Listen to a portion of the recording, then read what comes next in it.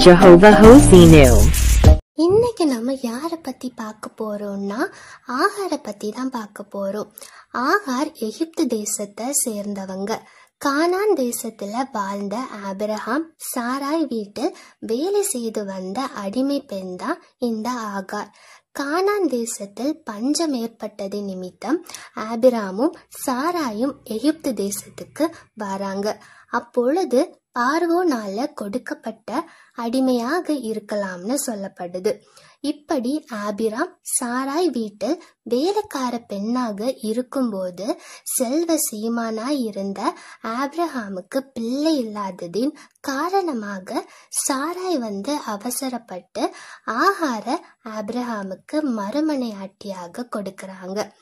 ஆண்டவர் பண்ணிய வாக்கின்படியான பிள்ளை இன்னும் பிறக்காததினால ஆபிரகாமும் தன் மனைவியின் ஆலோசனைக்கு செவி சாய்க்கிறாங்க. சாராய் சொன்ன ஆலோசனையின்படி ஆகார் ஆபிரகாம் மூலம் கர்ப்பவதி ஆகுறாங்க. கர்ப்பவதியான உடனே தேவையற்ற பெருமை ஆகாருக்கு வருது. தன்னுடைய எஜமாட்டியான சாரால அவங்க அற்பமாக எண்ண ஆரம்பிச்சிட்டாங்க. இத தாங்கி கொள்ள முடியாத சாரால் ஆகார கொடுமையாக நடத்துறாங்க. எனவே ஆகார் வீட்டை விட்டு ஓடி போறாங்க.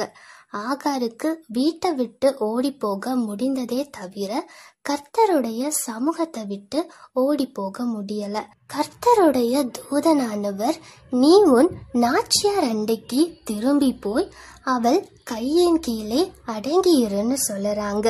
நிறை மாத கர்ப்பிணியாக இருக்கிறாங்க ஆகார். அவங்க ஒரு அடிமை பெண். அவங்களுக்கு அப்பா இல்ல, அம்மா இல்ல, சொந்தக்காரங்க இல்ல. ஆனா ஒரு வீட்டுல அடிமை வேலை பார்த்து வந்தாங்க. அந்த வீட்டுல ஒரு மனுஷனுக்கு வாழ்க்கைப்பட்டு அது நிமித்தம் ஒரு குழந்தைய வயிற்றுல சுமந்து கொண்டு இருக்காங்க. நம்முடைய கர்த்தர் எப்பொழுது யார்கிட்ட இரக்கம் காட்டுவார் தெரியுமா? யாரும் இல்லாதவர்களுக்கு. கர்ப்பிணியா இருந்த ஆகாருக்குள்ள நிறைய யோசனை வருது. தன்னுடைய பிள்ளைய பெற்றெடுக்க முடியுமா? இந்த வீட்டுல ஒரு நிமிஷம் கூட இருக்க முடியாதுன்னு அந்த வீட்டை விட்டு போறேன்னு கிளம்புறாங்க ஆகார். கிளம்பி போன அந்த ஆகாரத்தான் நடுவழியில ஆண்டவர் சந்திக்கிறாங்க. சந்தித்து என்ன சொல்றாங்க தெரியுமா? ஆகாரேன்னு கூப்பிடல, என் மகளேன்னு கூப்பிடல, இல்லனா ஸ்திரீயேன்னு கூட கூப்பிடல, சாராயின் அடிமை பெண்ணாகிய ஆகாரேன்னு கூப்பிடுறாங்க ஆண்டவர். ஆண்டவர் நம்முடைய பலவீனத்தை சொல்லி அழைப்பாங்களா? ஒரு விதத்துல ஆகார பொறுத்த வரைக்கும் இந்த அடிமை பெண் என்கிறது ஒரு வெற்றி அல்ல. அவங்களுடைய வாழ்க்கையில அவங்களுக்கு கிடைத்த மிகப்பெரிய தோல்வி, அவங்க வாழ்க்கையில ஏற்பட்ட மிகப்பெரிய நஷ்டம். ஆனா அந்த இடத்துல ஆண்டவர் சொல்லுறாங்க, சாராளின் அடிமை பெண்ணாகிய ஆகாரேன்னு கூப்பிடுறாங்க. காரணம் என்னன்னா, கொஞ்சம் இடம் கொடுத்த உடனே, கொஞ்சம் ஆசீர்வாதங்கள் வந்த உடனே, கொஞ்சம் பொறுப்புகள் வந்த உடனே ஆகார் தன்னுடைய எஜமாட்டியாகிய சாரால அற்பமாக எண்ணினதுதான் காரணம். சாராய் ஆகார மிகவும் நல்ல மனதுடன் கல்யாணம் பண்ணி வைக்கிறாங்க. குழந்தைய சந்தோஷமாக வளர்க்கணும்னு அவங்க இருக்கும்போதுதான் ஆகார் இந்த வேலைய செய்யறாங்க. அதனாலதான் ஆண்டவர் சொல்லுறாங்க, சாராயின் அடிமை பெண்ணாகிய ஆகாரேன்னு.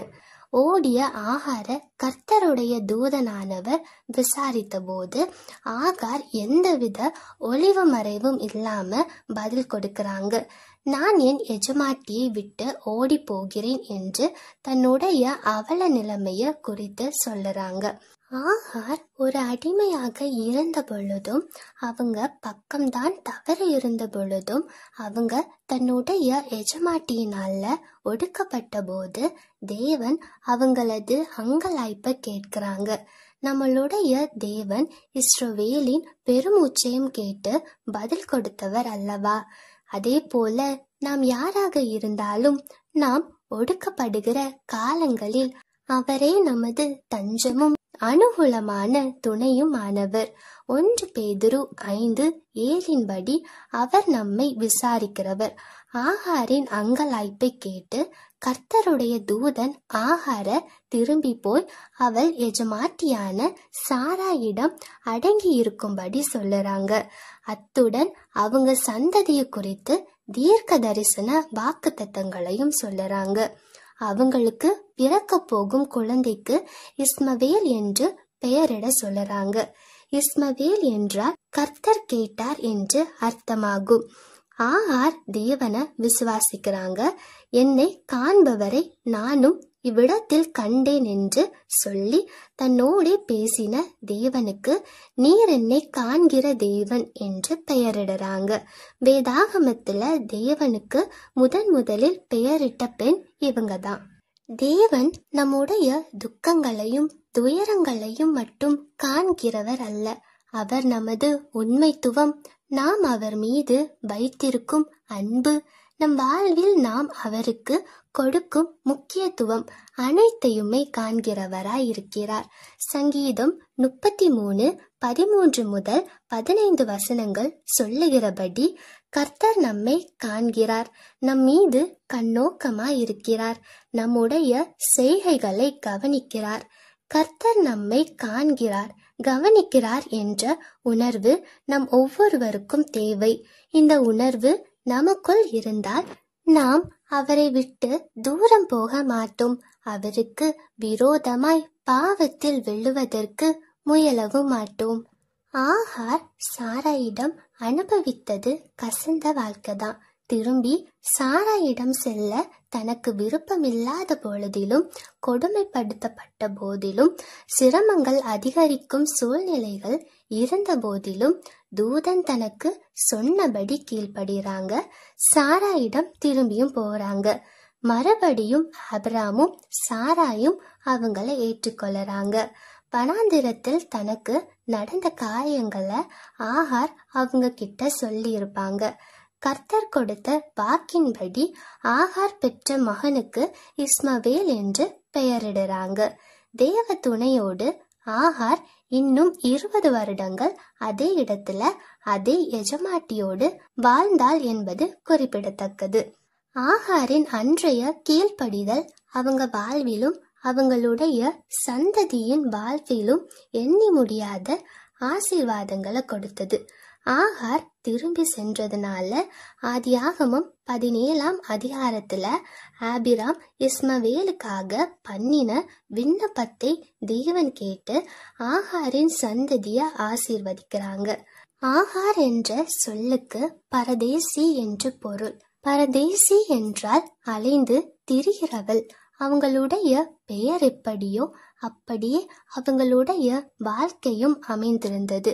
இஸ்மவேல் பிறந்தபோது ஆபிரகாமுக்கு 86 வயது. 100 வயதாய் இருக்கும்போது ஈசாக்கு பிறக்கிறாங்க. அப்பொழுது இஸ்மவேலுக்கு வயது 14. ஈசாக்கு பால் மறந்தபோது இஸ்மவேலுடைய வயது கிட்டத்தட்ட 19 அல்லது 20 இருந்திருக்கும். இஸ்மவேலால பிரச்சனை ஏற்படுது. அவன் ஈசாக்க பரியாசம் பண்ணினதுனால சாராள் வந்து கோபப்படுறாங்க. ஆபிரகாமிடம் இந்த அடிமை பெண்ணையும் அவள் மகனையும் புறம்பே தள்ளும்னு சொல்லுறாங்க. இஸ்மவேல் என் குமாரனாகிய ஈசாக்கோட சுதந்திரவாளியாய் இருப்பதில்லைன்னு சொல்லுறாங்க. ஆபிரகாம் ஆகார வெளியே அனுப்புறதுல அவங்களுக்கு விருப்பம் இல்லாவிட்டாலும் தேவன் இடைபடுறாங்க. சாராளுடைய சொல்படி கேட்க சொல்லுறாங்க. ஏனென்றால் மேசியாவின் சந்ததி தனித்தன்மையுடன் ஈசாக்கின் மூலம் வர வேண்டும் என்பது தேவனுடைய சித்தமாய் இருந்துச்சு. ஆனாலும் இஸ்மவேலையும் ஒரு ஜாதியாக்குவேன் என்றாங்க தேவன். அப்படியே இன்று வர ஒரு தனி மக்கள் கூட்டமாய் இஸ்மவேலர் உலகமெங்கும் வாழ்றாங்க. அடுத்த நாள் அதிகாலையில அப்பம் ஒரு துருத்தில தண்ணீரோடு தன் மகனுடன் அனுப்பப்படுறாங்க. ஆகார் பெயர்சபா வனாந்திரத்துல அலைந்து திரியுறாங்க.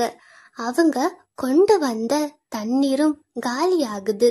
இப்படிப்பட்ட சூழ்நிலையில பிள்ளைய ஒரு செடியின் கீழே விட்டு பிள்ளை சாகிறத நான் பார்க்க மாட்டேன்னு தூரத்துல போய் உட்கார்ந்து சத்தமிட்டு அழுறாங்க ஆகார். தேவன் பிள்ளையின் சத்தத்தை கேட்டு மனம் இறங்குறாங்க. ஆகாரின் கண்களை திறக்கிறாங்க. அவங்க ஒரு தண்ணீர் துறவ கண்டு துருத்தில நிரப்பி பிள்ளைக்கு குடிக்க கொடுக்கறாங்க. இஸ்மவேல் அந்த தண்ணீரை குடிச்சு பிழைக்கிறாங்க.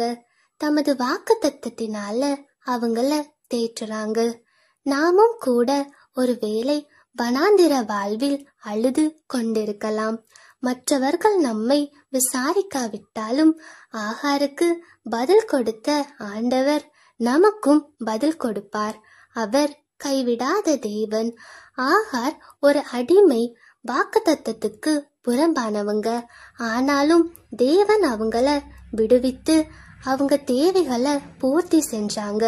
அவங்க சந்ததிய ஆசீர்வதிச்சாங்க. இஸ்மவேலோடு கூட சர்வ வல்ல தேவன் இருந்தாங்க. ஆதியாகமம் 21:20 சொல்லுது. ஆகாருடைய தேவைகள் சந்திக்கப்பட்டது. ஆனால் தான் கண்ட தேவனை ஆகார் தொடர்ந்து தன் வாழ்க்கையில கண்டதாகவோ சேவித்ததாகவோ வேதம் கூறவில்லை. தேவ மனிதனாகிய ஆபிரகாமை விட்டு அவங்க தூரம் போனது இதற்கு காரணமாக இருக்கலாம். தன் மகன் இஸ்மவேலுக்கு தேவனுடைய அன்பையும் இரக்கத்தையும் அவன் உயிரோடு இருப்பதே கர்த்தருடைய பெரிய கிருபை என்றும் சொல்லி வளர்த்ததாக வேதத்துல சொல்லப்படவில்லை. ஆபிரகாம போல அவங்க தேவனிடத்துல விசுவாசம் வச்சிருந்தால் அவங்க சந்ததியின் சரித்திரமே மாறியிருக்கும். தேவனிடத்தில் நன்மையை பெற்ற ஆகார் அத மறந்தவங்களாக தேவனை நினையாதவங்களாக இருக்கிறாங்க. நாமும் கூட அநேக முறை தேவனால் நன்மையை பெற்றிருந்தும் அதை மறந்தவர்களாக தேவனை நினையாதவர்களாக இருக்கிறோமா? வேத தியானம், ஜெபம், ஆலய வழிபாடு இவற்றில் தவறுகிறோமா?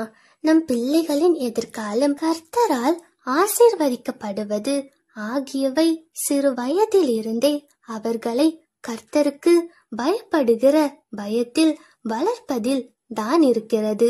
கலாத்தியர் 4:22-31 அப்போஸ்தலனாகிய பவுல் ஆகாரையும் சாராளையும் ஒப்பிட்டு ஆகாரை பழைய உடன்படிக்கை என்றும் சாராளை புதிய உடன்படிக்கை என்றும் சொல்லுறாங்க.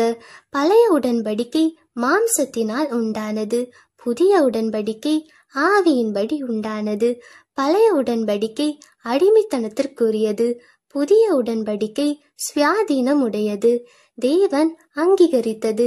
மாம்சத்தின்படியான பழைய உடன்படிக்கையோடு கிறிஸ்துவினால் உண்டான புதிய உடன்படிக்கை ஒரு நாளும் ஒத்து போக முடியாது. ஆகவே யாவரும் பாவ அடிமைத்தனத்தில் இருந்து விடுவிக்கப்பட்டு கிறிஸ்துவினாலே ஒரு சுவாதீனமான வாழ்வு வாழ பரிசுத்த ஆவியானவர் தாமே நமக்கு உதவி செய்வாராக. வனாந்திரத்துல ஆகாருடைய கண்ணீரை கண்டு அவங்களுடைய கண்ணீரை மாற்றின தேவன் நிச்சயமாக நம் ஒவ்வொருவருடைய கண்ணீரையும் கண்டு நம் கண்ணீரை களிப்பாக மாற்றுவாராக. ஆமீன்.